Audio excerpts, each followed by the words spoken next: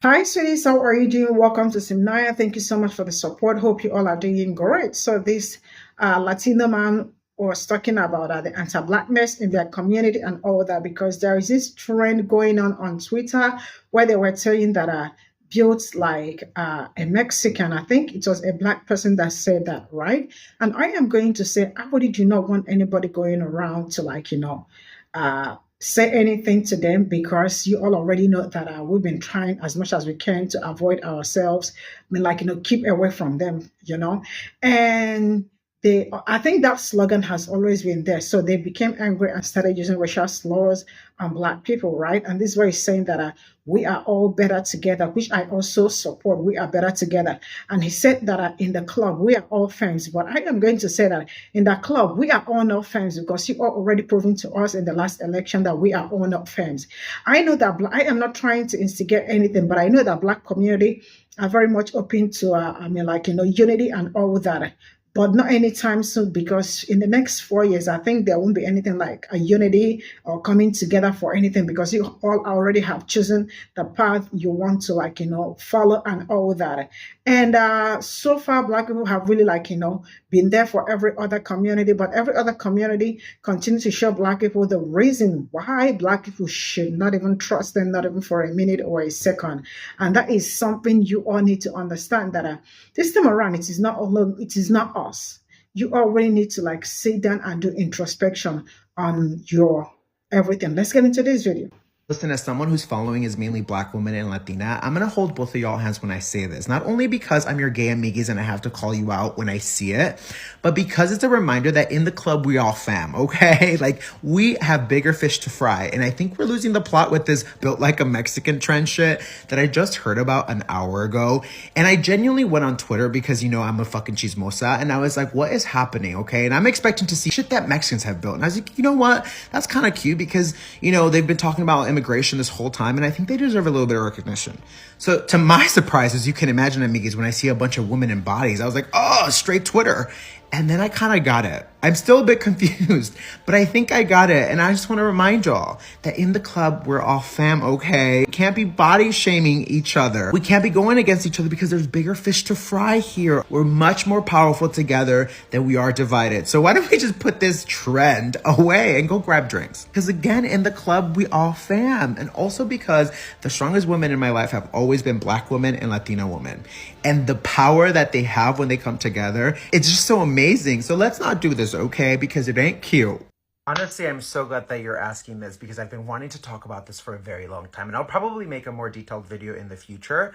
But I would be lying. I think a lot of us Latinos would be lying if we said that there wasn't anti-blackness in our communities, because there is. There is this deeply rooted anti-blackness that I think has gotten better in recent years, but it certainly exists. And as someone whose brother-in-law is Black, whose nephews are Mexican-American Black, I can't tell you how angry and frustrated I am, and honestly just disappointed by the atrocities that I keep seeing today when it comes to anti-blackness in Latino communities. And I can speak to specifically in Mexican communities. And just really quickly before I go to answer your question, what I find really sad is that when you look at history, the Latino community and the Black community have always helped each other out. You look at the abolition of slavery in Mexico, which happened only 8 years after Mexico gained its independence from Spain.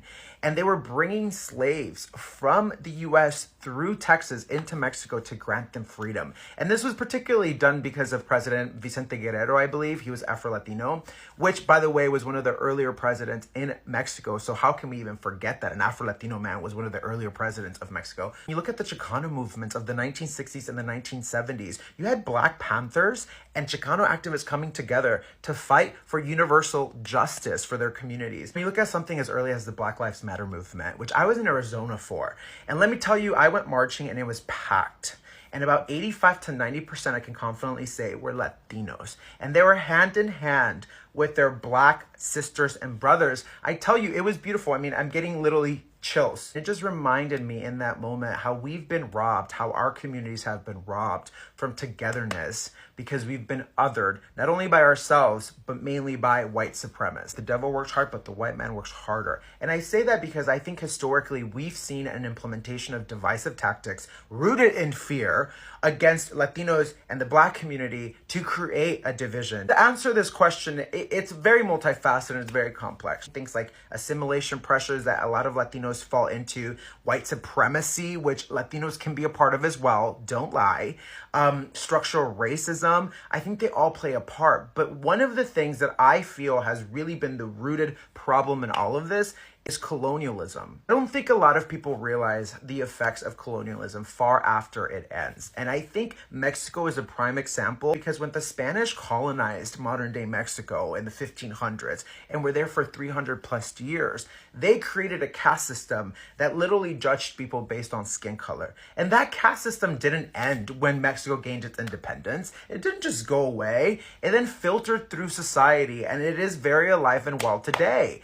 I mean, kind of a side note, but when you look at media representation in Mexico, it's very rarely people that look like me. It's people who are more Aryan looking, who are more white passing, that essentially get those leading roles that are in big TV shows. So that breathes within Mexico, and it certainly breathes within its people. It is brought over by US Latinos here who believe in that caste, who inadvertently judge from a place of colorism, and whether subconscious or not, this is ingrained in their worldview. So of course, it's something that they don't even think of unless you put yourself out of it, which is what a lot of us have done, right? You decenter yourself and take a step back and become aware of what is happening, of the colorism, of the long-term ramifications of this caste system, then you allow space and opportunity to break away from that structural racism that we all inherently are a part of. And it's happening, even though it's slow, it is happening. People are changing. I've seen it with my own family. I've seen it in other communities where we are decentering colorism and anti-blackness from the foundation of how we look at the world because of our colonial past. So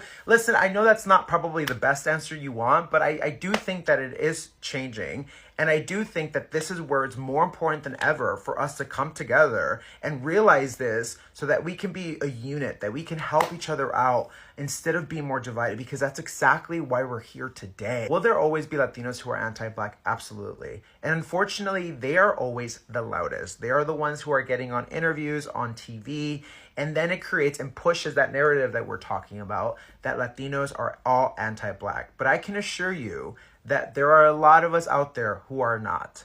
I can confidently tell you that. And it is a slow growth, but it is a growth nonetheless. This is all I got from this video, and I am going to say in that club, we are all not fans, right? I am not trying to instigate anything, but I know why I said that. I really would love to see everybody come together as one and that come together and fight what it's like, facing us, because it's a whole lot facing marginalized group. But some people do not believe that there is something facing them because they feel like proximity to whiteness already made them white, and they also have been used as pawns against their own interest, right? And he talked about how, there is a need for unity because Black people and Latinos have already fought hand in hand, to achieve some certain things and all that. And I am going to say there probably might not be any doubt in that, but not anymore, because the last election, this past election, really opened Black people's eyes and all that. Number one is that you all are so anti-Black and all that. And then why being anti-Black, why being anti-Black?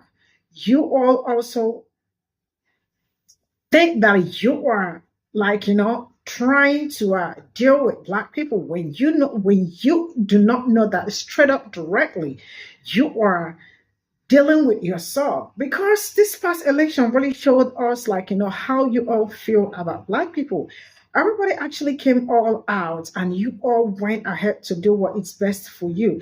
That also shows how you all feel about Black people. And that is one of the reasons why I said that in that club, we are all not fans, right? Because you all already have proven to Black people times without number that there is no need for you. There is no need for us to be together, not until everybody also agree that we are going to come together as one and do what we are supposed to do. I am super sure also that Black people are very, very super open to unity and all that, right? But people of color is not something that I am going to say that Black people do not want to be identified as people of color or something. So not until then, for now, we are not fine. Not until you all are ready, because Black people, they have always been ready to be there for everybody and fight for everybody and make sure that things are working really very well for like every other person. But some people would rather choose themselves over any other thing. Like, I don't know why they keep choosing themselves when they also know that they are not choosing themselves for something really very good. I don't know why I'm so. I think it's just the lights all over me that is making me sweat. So yeah, in the club, bro, we are not our fans. And yeah, that is how it's been. So, and also, I am going to say this: I absolutely don't want anybody to tell anybody that you are built like a Mexican and all that. But then they also started using racial slurs on Black people. I don't like inciting anything hate and all that. But yeah, please, nobody should do that again. But I also found out that that slogan has always been there for like years, since 1970 something and all that. But you all already know that they will always look for a way to like, say that Black people did this to them and Black people did that to them. So yeah, let's get it straight, in the club. We are on our farm. See you all in my next video. Bye for now.